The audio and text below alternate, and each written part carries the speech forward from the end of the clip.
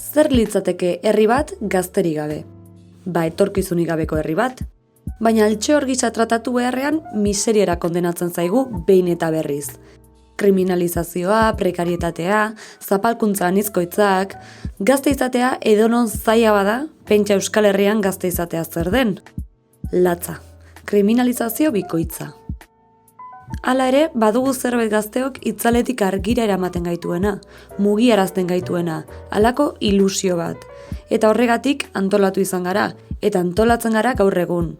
Zartada bat eta bi emanez zapaldu nahi gaituzten horiei. Gazte eta 3 eta 1000 aldiz errebelde.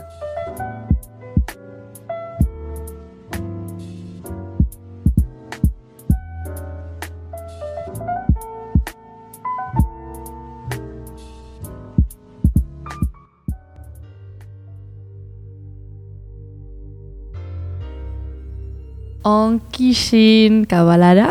Ikusten zuen ez mikroak eta txikiagoak dira. Aurrekontuz nahiko larri gabiltza. Bizumak edo hobeto, hobeto. Aldizki diguzue bidali bazkietza batzuk eta bazkidetu klakera eta horrelaletu mikrofono hobeak eduki. Zer iruditzen. Bueno, hortaz aparte gaur gai potente batekin gatoz. Zartada.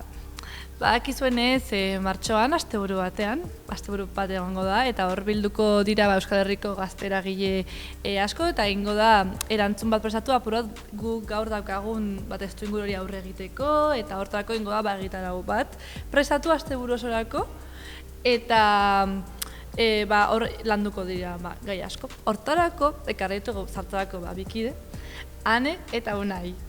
Beraz, azalduko digute, zer nolako izango dan. Beraz, ongi etorri, txalo bero bat. Ongi etorri, zer modu zaudete? Ondo, mentxe, eroso. Eroso? Bai, a ber, aurkezta zuen burua. Bale, ni Unai naiz. Eta, bueno, gatoz, pixka zartadako kide, zartadaren talde horren kide bezala, pixkat, gazte mugimenduaren eta barritza egiteko pixkat. Bale, eta zu? Ni Ane naiz, 23 urteko neska gazte prekario bat naiz. Nire bizitza nahiko kaskarra da tamalez zentzu hortan. Eta Unairen antzera, zartada antolatzen ari garen gazteon artetik. Ona gatoz, gazte mugimenduen inguruko hausnarketa egitera. Ondo orduan. Bueno, zuk ez zuzeko hartu zuri buruz, Unai, Zaze gehiago ez kontatu? Nire gazte prekario naiz, oso ondoan, bai. Bai, nire bai, evidentemente. Ez, nahiago ez errez kontatu. Bakoitzak bere supositziak ateratzen. Bale, Unai misteriotxoa da. Misteriotxoa. Bueno, eta zu zertak hartu ez zuen eskutartean, edo nork hasi nahi du? Nork hasi nahi du? Nik hemen agendatxo bat daukat, lagun batek egin zuena diseinua, eta gehien bat nirekin daramat denbora osoan, gazte prekario nahi zenez, antolakuntza behar darako nire bizitzan danara iristeko. Eta burua bakarrik ez du balio? Ezinezkoa da. Ezinezkoa da buruarekin dana gogoratzea. Ni saiatzen naiz, baina esko zaila da. Oso polita, ze jartzen du, ez dut ikusten? Soy la artista, no la musa. Orduan, artista naiz, ez musa, ez bakizu gazteleraz. Utzi hemen gure gurtxo politan gainean. Oso polita egia esan, marrazki bat, morea. Oso feminista orduan ere bai. Barrotik bada, barrotik. Barrotik gehiago, bueno. Ai, ze polita. Eta orduan, hori antolatzeko gazteok antolatu beharra daukago. Denbora, ze diru eratea beharra nu baitetikan, eta hori nola egin, eskerrik asko, Ane. Eta zu nahi? Bale, nik ekarri ditut... ekarri dituzu. Erakutsi. Nahi nun egin korrelaziontzeko bat Euskal Gazteriaren bi alderen artean. Bueno, astetik ekarri ditut pastilla batzuk, lasai ibuprofenoak dira, da simbolikoa, eta dira, pixkat, Gustu zait. Lasai. Da pixkat garrantzi hori emateko gazteon osasun mentalari, gazteok oso gaizki gaudelako, eta laguntza asko behar degulako, orduan pixkat hortan indarra jartzeko. Eta bestalde, pues, ekarri Coca-Cola 0 bat, evidentemente 0, gorputz normatibo jen barne izateko, eta batez ere simbolizatzeko pixkat, azkenean sistema honetan nola geran denbora guztian produkzio horren bila gauden eta azkenean hartu behar ditugu kafeina duten edari edo alimento horiek, baina baita simbolizatzeko gerala hori, ez? Burbuja hori, indar hori. Bale, jartzen dut 0 kafeina, 0 azúcar, ezin kalorias, osea, ez daka ez zer honek? Zer da, airea? Airea. Bebida isotonika. Isotonika. Nik ez dukio likiten, ez dakit dukio lakin zirikusiakan, baina ez duten. Bale. Bueno, egia esan, denok behar dugu indarra, egia esan. Galai gogorra hori aurre egiteko, eta ibuprofenoa, ikusten ez duzuen ontzako, ibuprofeno beste guztiak unaik hartu ditu. Esko oso gaizki gaude. Bale, nik ere ibuprofenoa behar askotan egia esan, buruko mina, pantaiak. Goizeko buruko mina. Goizeko buruko mina. Igande goizeko buruko mina. Bueno, sartuko gara ja, kakaztuko gara, hitz hori gustatzen zait. Historiarekin hasiko gara, historia klase bat. Euskal Gazterak ere izan beti eduki du, ez bazka jatorriak frankismoan, garai hartan katolizismoarekin zauzen lotuta, zelako modu bakarra antolatzeko, eta gero Euskal Gazterak ere lagun, frankismoa, diktadura botatzen, gero Burgosko prozesua hortik abetu zen, eta hortik ere sortu da gaur egun dagoen Euskal Gazteria guztia.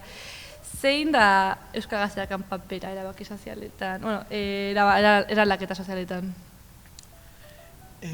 Txungo, Nik uste azkenan garrantzitsua dela ez, zenbait sektoretan, zenbait borroka sozialetan, zenbait gatazka sozialetan, bataz ere gazte botere, gazte indar hori, gazte ikuspuntu hori txertatzea, ez? Azkenan, gazte sujeto politiko bezala hartzea, eta baita ez ere, jakita nola zenbait zapalkuntze jasatzen duten zuzenean gazte izaera hortan. Azkenean gazte izatak badaukara kondola barruko hori jutea arauan konta eta horrek egiten du zapalkuntza gehiago jasatea, ez da? Zuk nola ikusten dezuan, Unairekin ados eta baita etorkizunera begira, helduek orain dituzten borroken parte gara baita gure etorkizuna hori izango delako. Azken finean guk badugu gure bizitza propioko problematikak hortik, eta egia da adibidez pentsiodunen borrokan parte hartu izan dugula, baita gure etorkizuna hori izango delako. Gure gurasoak baino okerrago biziko garen lehenengo belaunaldia gara, orduan... Ez da lesuntu. Egia esan ez dakagu etorkizun asko. Ez dago itxaropen askorik ere, ez azkenean. Orduan gure gurasoak egin mazuten baino itxaropen gehiago, eta horren guk bakagu borrokatzeko agian. Arrazoi gehiago? Ez dakit arrazoi asko zeben dene gara hartan. Euskal Herrian gaztearen rola izan da beti oso potente, Euskal Herriko mugimendu guztiak izan dira gazteriak sortutakoa, ez da? Zein izan da berez rola gaztearena lehenago ere? Nik uste gazte rola izan dela, ez dakit nola asalduko, nik uste hartzen duen rola izan dela alde batetik sistemaren zenbait gatazka sozial horren zapalkuntzaren ondorio bezala, eta azkenean izan da beti erresistentzia rol bat, ez da? Beti ere egoera zapaltzaile baten aurrean izan duen erantzun beharrezko hori, ez? Denbora guztian jaso eta eman hori. Egoera bortitzei aurre egiteko modu bat azkenean.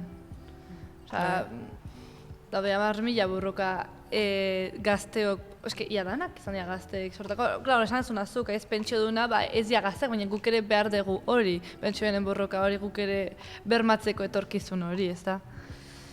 Eta horregatik ere, horrekin lotuta ez, iragana, eta dana, haude asko esan dutena, nostalgikoak diela iraganarekin, zena zuen iritzia.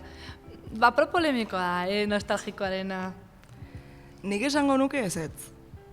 eta ez izango nuke, betidanik izan dugulako antolatzeko behar hori, eta gure bizitza hobetzeko borroka bermatzeko behar hori. Orduan, ez dakit, apur bat, zilegitasuna kentzea iruditzen zait esatea nostalgikoak garela edo, pena eta tristura aldetik abiatuta, baita borrokak, borrokak gauza oso onak ekartzen dizkigulako eta beharrezko dugulako. Eta eske bizimodu bat delako guretzako baita, orduan ez dakit. Zilegitasun falta ematen duela iruditzen zaitu zentzu batzutan. Ba, iten dula borroka gutxi etxi zentzu batean. Iten dula, hauek dira lau lunatiko, horitzen duten abere egin gurasoan, eta duzela iguala pasa, eta bueno, tontarikeria pasako zaie edo, ezta? Gazteako bizitako infantilizazioa betikoa. Hori da, pasako zaizue, lasai, asako zatela ganean, eta ja jarriko zate bide zuzenean edo, ezta? Ez zuk ze ustezu nostalgiko etzazunekin? Ni guztizadoz, nik esan dunarekin. Egia da, nik bai ikusten dutela Euskal Gazterian nostalgia puntuak borroka moldei dagokionez. Hau da, trasladatzen dela asko eta oso lotuta y abriendo melones total, baina, bueno, gizontasun eredu horrekin nun, entzakit, ez, borroka moldeetan nola eragiten duten gizontasun eredu horiek, ez? Borroka moldeak beti izan behar dira beltzak, beti gogorrak, indartsuak, beti... Ezakit, ez gera gai adibidez, zerbait rebindikatzeko bezala, flashback bat egitea, ez beti manifestazioak, indartsuak, egituratze gogorra, ulertzen pixkan dut. Bai, oso karratu, oso schwarzblok, dana beltzez horrela, bai. Eta igual bada garaia, ez? Plantatzeko iraultza beste modu batera egin behar dela. Iraultza koloretsua. Iraultza Ilainerrarekin izango da. Irrok dara magoa Ilainerra, egia da hori. Iraultzak Ilainerra izango edo ez du izango. Hori, suskribitzen, Izan behar da. Bai. Ez baina egia da azken gizaso edo horrekin, eta ere gizontasuna lotzen da askotan ere, nola bait indarrarekin eta oldartzearekin, eta orduan agian molde batzuk, esan dezuna, borroka molde batzuk ekarri behar dira, baina egia da ez dela bat erraza, okerrena adinekoek zaren egotenan, nostalgikoak zarete, edo lasai ez sartu meloeketan ez zaizueko, meni.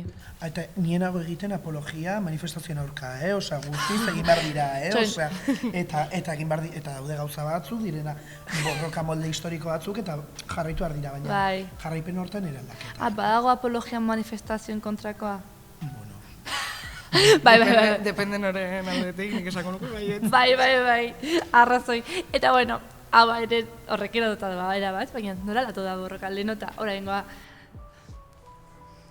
Nik esango nuke bai abiatu dugula gazte mugimenduetatik, azken urte hauetan, borroka moldeak birpentsatzeko prozesu bat. Sare sozialak adibidez sartu direla jokoan, eta hortik baita aktivismoa egin daitekeela, diskurtsiboki gauzak landu daitezke, edo kulturalki adibidez, kanten bidez, edo olerkien bidez, edo olako gauzekin baita landu egiten ari dela guk bizitzen dugun egoera eta horren inguruan antolatzen dugun erantzuna eta egiten dugun irakurketa.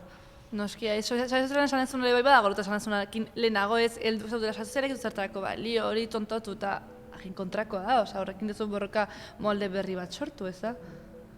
Bai, bueno, ere zentzu hortan ikusten da nik uret, behintzat 10 urteetan, gehiago noski alatu da, baina nire ditzen naiz, Moio, Aimar, Hernanin mutiko transexual bat bere beste egin zuen, eta garai hartan, oi hartzun nola direko izan zuen, baina sektore batzun artean, eta aliz duela urte batzuk hil zanean eka, ediz, ondarrun, baita bere beste egina, aldatu zen, eta egon zen erantzun bat, eta horrek ikusten da, nik uste, LGTB asuntoekin, eta emakume feministen asuntoekin, bai ireki dela esparru berri bat, eta jendeak, gizarte moduan, gazteriak hori okala bere borroka bat bezala, eta ez borroka periferiko bat bezala guztiz ere, bueno, agian bai, baina ez leno bezala behintzat. Ez dakit, ze deritzo zuen horren inguruan.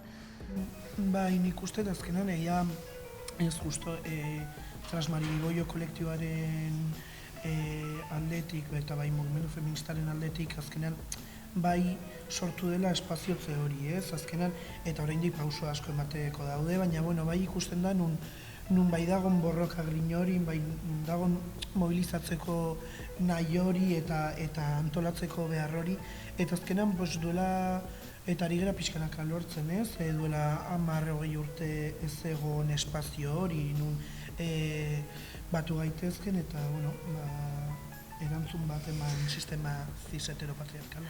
Garaia. Baita ere ez da aipatu, baina eskera, mugimendu feministak egin ditu manifestazio handinetakoak azken urte hauetan, beste hainbat mugimenduak ez dutenak lortu, ez? Hor ikusten da periferiatik gatozela azkenean ere gure tokia erdigunean jartzera, eta hori beharrezkoa, eta gian leheno gehiago zen, hori gizontasun horren eredu hortan. Orduan, bueno, hoberagoaz, ez da? Asko zobera.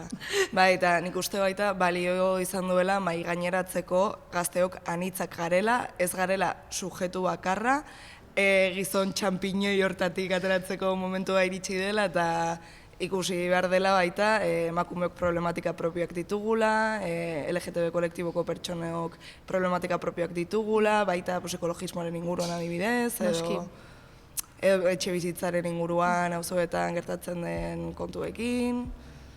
Hortik badaudela eta ez garela gizon txuri hetero bat, lan egiten duela eta bere isialdian tabernara doala, mozkor jartzera lagunekin. Eske hori da imaginarioa, esan dutenean, eske proletario betezko ez da, eta barkatu, betezko proletarioa, probablemente da, migrantea, emakumea, eta azka hiruzen bala, benetan, isildu, eske, hau isilik, hori da, horrena esateko horako asotan. Eta, bueno, gainera, azken bi urte, tantzen bat urtean bazke goia pandemian, bai. Bai, bi ezak. Okertu eginda, zaildu eginda egoera, ez? Gure testu ingurua asko zelatzagoa da. Nola eskiatuko zenukete, nola bizi izan dezute garai hau zuentzat? Nolako izan da? Nik oso gaizki egia esan. Zera batean dana hiperdistopikoa zen, nik uste guztioi tokatu zitzaigula, eta gero martxan jartzeko, etorkizunari begira, ez jakintasun hori, ea zer gertatuko den, ea gaur nola altxatuko nahi zen gaur, eta datorren astean zer gertatuko den, ea mundua bukatuta egongo den, mundu guztia supermerkatotan zombi bezala dan erosten, apur bat distopiko eta animikoki gaizki, baina nik uste baita gure artean egindako harremanek asko lagundu dutela, osasun mentalaren inguruan batez ere, lagunekin horregoteak. Bai, garrantzia ematen zaio horri ez da.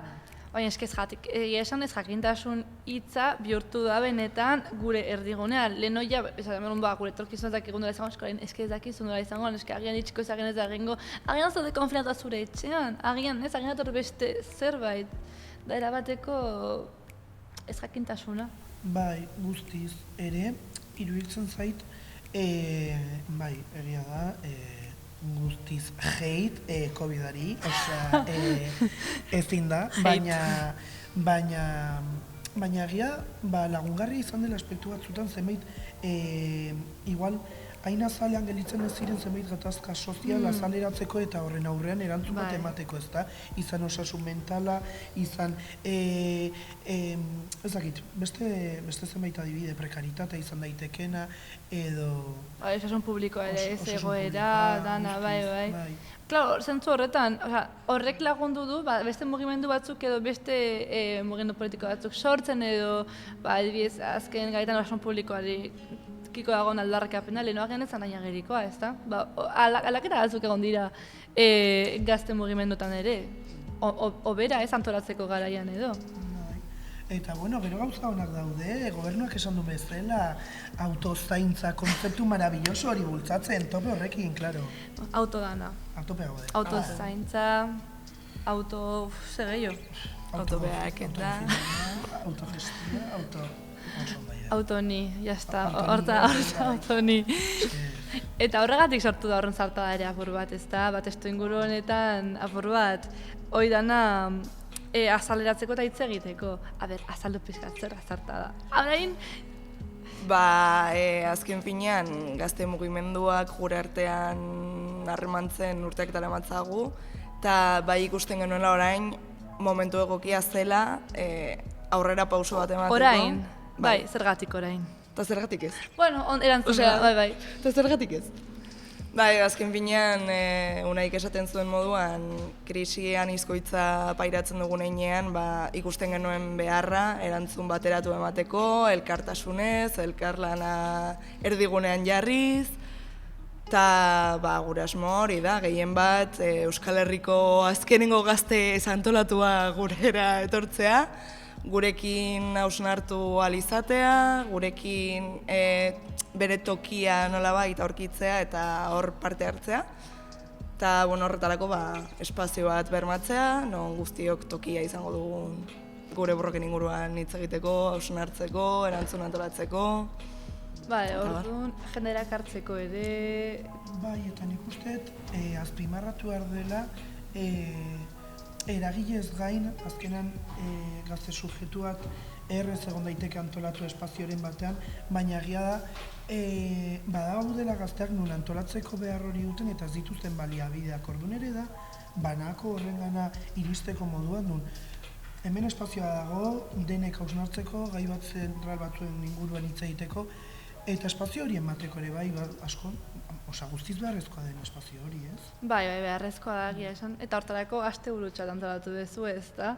Badakazue, ez dakit, kotillorik, aurrerapenik emateko edo sorpresa izango da. Momentuz, sorpresa. Bueno, ez etorri horko zeate orduan, jomarko gara enteatzen. Jolastuko dugu pixkan misteri faktorea. Bai. Eta izango horren nun Gasteizen. Bai. Seguntzeaz? 18, 19 eta 20 ez da? Bai, martxoaren asteburu hortan. Vale, orduan Euskal Herri osago deituta, horretara, Gasteizea aldatzera. Eta orduan, hor egongo dira, hainbat eragile desberdin, ezta? Hori da, egongo da eskaintza oso zabal bat, eta saiatuko gara denak batera, lanketa bateratu bat egiten. Bai, eta gero hori etorkizunera begira, zartadarekin ze asmo dago. Txungo.